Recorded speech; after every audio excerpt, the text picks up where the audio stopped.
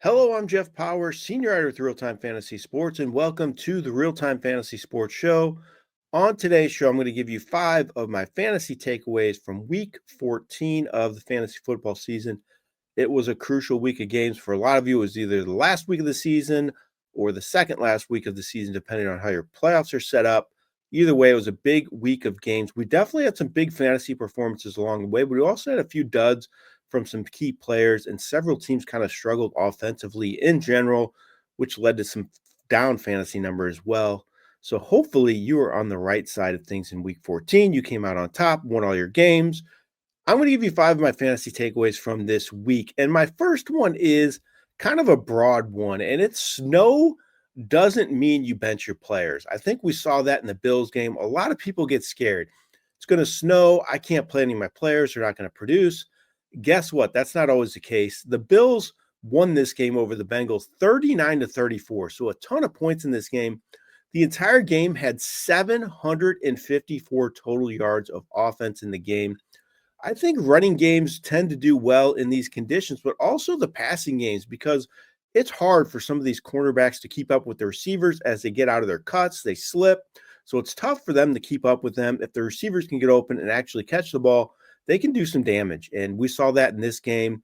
It was a big performance by the Buffalo offense. Cincinnati had a lot of good fantasy players as well. So again, just because it's this time of the year where snow is happening in a lot of cities, it doesn't mean you bench your fantasy players. They can still produce big, and we saw that with this Bills victory over Cincinnati. My next take for this week is that the Saints really might have found something with Tyler Shugg at quarterback. I'm really excited about him from a fantasy perspective. Big upset win over the Bucs, and this one he had 21 plus fantasy. He had 21 plus fantasy points, 2 straight games for Shugg now, and 3 of 4. And he's not exactly working with great options in the passing game. Remember, Chris Olave was out for some time before this week. He returned and played in this matchup, but he was out, and Shugg was still producing. Alvin Kamara's out as well, so he's without his number 1 running back. Shugg's just finding a way to get it done. I'm really excited about his future. If they can add some more pieces around him, I think Kellen Moore is doing a really good job with this offense, and Shugg is going to be a fantasy factor, I think, for years to come. He's really making good progress. He just seems to have that it factor. The team kind of rallies around him, and he's making plays on a weekly basis, and the numbers don't lie. He's helping fantasy teams as well with 21 plus fantasy points, 3 of 4 games.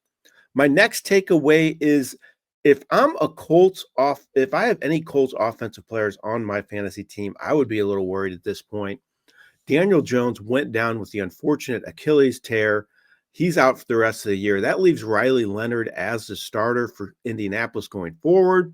Leonard did not look overwhelmed in the game when he came in, so that was a positive, but still, he's a big downgrade for that offense. I think they're going to lean on Jonathan Taylor a lot, but I'm not sure that's going to be a positive for Taylor. He might get a ton of work, but I think teams are just going to stack the box and dare Leonard to throw the ball against them.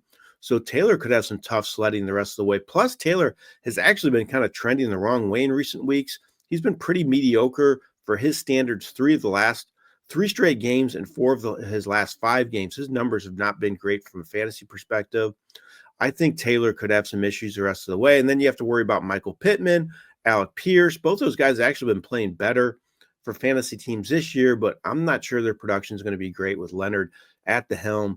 This offense is trending the wrong way, which is not great news for all the fantasy owners as we get ready to start the playoffs. My next takeaway for this week is the Rams are likely moving to more of a timeshare at running back. Blake Corum is really forcing his way into the mix. He's played great the last 2 games. He ran 12 times for 128 yards and 2 touchdowns. This week, he has touchdowns 2 straight games. From a fantasy perspective, though, I'm still not huge on Corum because he doesn't catch the ball at all. 6 receptions the entire season, so he's kind of a touchdown-dependent player. If he doesn't score in this game, he scores 12.8 fantasy points. It's okay. Not a bad fantasy game by any means, but I don't expect him to top 100 total yards in a timeshare most weeks. So I still am not really bullish on Corum from a fantasy perspective, but it's going to take away some carries for Kyren Williams. He doesn't have more than 14 carries in a game, 5 straight games, so it's cutting into his workload a little. The good news is Williams is at least still producing, and it could keep him fresh for the stretch run. I still think he's a fine fantasy play, and Corum's working his way in the mix as a possible flex option as well. But again, don't get too on high on him because he just doesn't catch the ball, and that worries me a little bit about his fantasy ceiling. My last takeaway is a disappointment, just kind of like the Indianapolis situation, but I've really been disappointed with the Bucs offense this year. Baker Mayfield, he was just 13th over on quarterback scoring coming into this week, and then this week he scores 13.3 fantasy points. I know the conditions weren't great, but still, you expect more from Mayfield, who actually has less than 200 passing yards, 4 straight games. Emeka Ibuka has been kind of all over the map this year. Started out great. He's kind of fallen on hard times recently, had a big drop in this game. Chris Godwin is actually playing better. He's healthy and he's back in the lineup, but he still hasn't been much of a help from a fantasy perspective this year. Mike Evans is close to returning from his broken collarbone. Maybe that sparks things for the passing game, but it's just not what I expected this year from this group. It's been one of the bigger fantasy disappointments for me this year is the Bucs passing game, which I thought was kind of bulletproof because they've been so good in recent years. The only big positive for me is Bucky Irving. He's missed a lot of time because of injury, but when he's played, he's had 13 plus fantasy points every game this year. So he's been the one constant, but the entire Bucs passing game, a real disappointment for me this year. All right, those are 5 of my fantasy takeaways for week 14 of the fantasy football season. Hope you came out on top this week and had a lot of success. This has been Jeff Paur for Real Time Fantasy Sports.